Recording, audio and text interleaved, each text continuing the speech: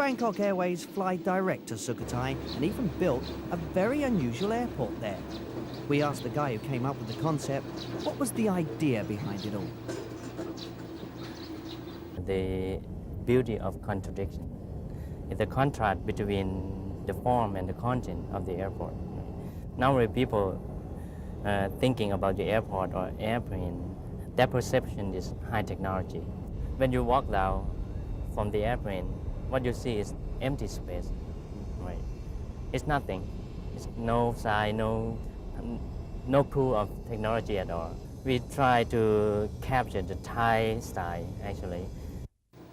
Even the airport buses are different. One of the most incredible things about coming to Sukhothai is when you arrive, the airport. I mean, this is the arrivals lounge. There's no walls, there's just a beautiful roof set in some really, really nice gardens. Cool people hanging out going, hi, welcome to Sukhothai. I mean, it's just gorgeous here. There is only one small problem I have, and that is the traditional transport they've laid on. I mean, is this for... You get into town on that? Hello? You really are away from the hustle and bustle of city life out here. Clean air and relaxation are all part of normal life in this part of Thailand. Time for that first cup of coffee to get me going. And then it's off to find out who set the early morning wake-up call. One of the most pleasant surprises about our trip to Sukhothai is where we're staying. And, whoop, wow. These people, they're really into nature. They've got a lake, they've got wildlife, they even grow their own rice. You get to stay in these beautiful huts. You're in the middle of nowhere and they really care about the environment. I mean, the water is heated by solar power and that's a great idea. I love this place. We talked to the owner of Rai Im Aim to find out what's the story behind this place. We grow our own rice here. We have ducks who give us eggs, and grow some vegetables And chickens? chickens, but we didn't eat them. No. We didn't eat them. They make noises, and they at least that sound is better for us than the noise of motorcycles or traffic and things like that. It is time to go out and experience what Sukhothai province is really famous for. Culture, history, and that means temples. From a time long, long ago when this was the hub of a bustling and vibrant civilization. I'm walking in the footsteps of the ancients. This place, it even smells ancient and it's a little bit spooky as well. I'm getting scared in here.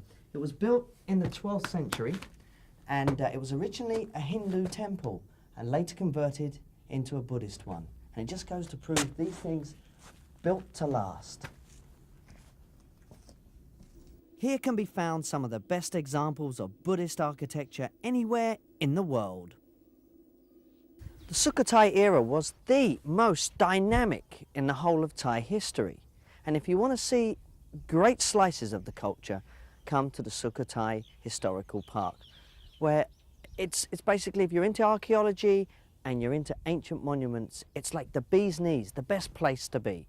But be warned, if you are a foreigner, you are likely to pay substantially more than a local to get in.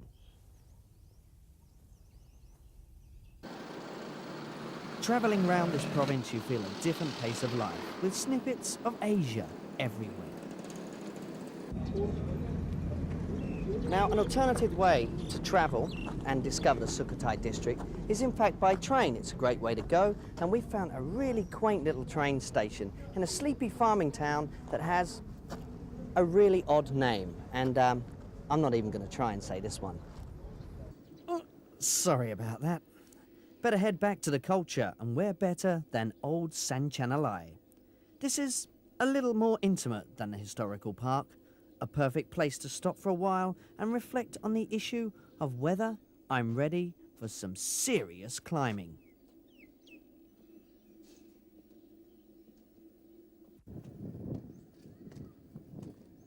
If you have a head for heights, there's a pretty good view from the top. Now, sometimes you want to get from one village in this part of the world to another village, and you have to go across a bridge a bit like this one. Me, I'm petrified, but apparently they drive motorbikes across this thing. And I think I'm going to get off it now. Thank you.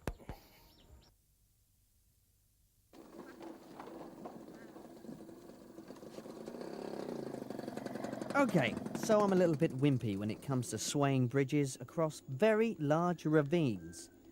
If you go looking, you can always find something of interest. This elderly gentleman is commissioned to make Buddhist statues for temples all over Thailand.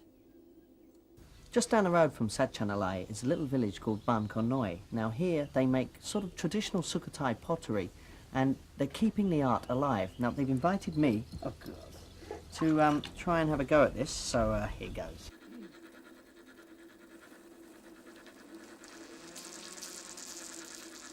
I could be...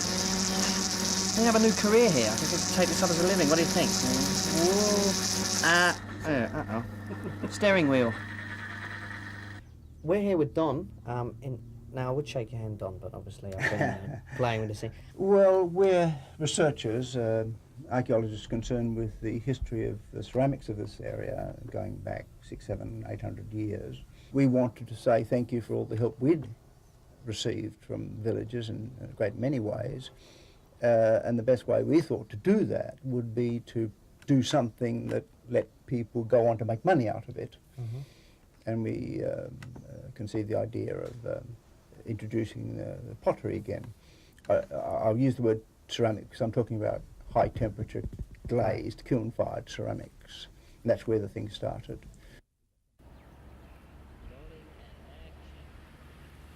Now, Sukhothai is very much a place of contrast. There's definitely two parts to it. There's the old and there's the new. The old, such as this beautiful old temple and this beautiful old chidi we found just by the side of the road.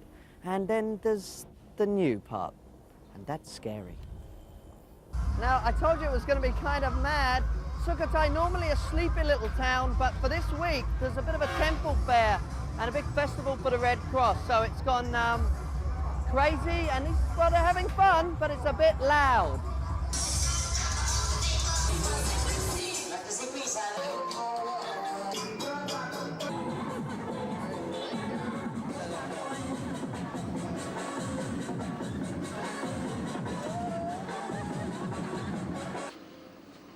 They let me go with a warning. About time I headed out of town, I think.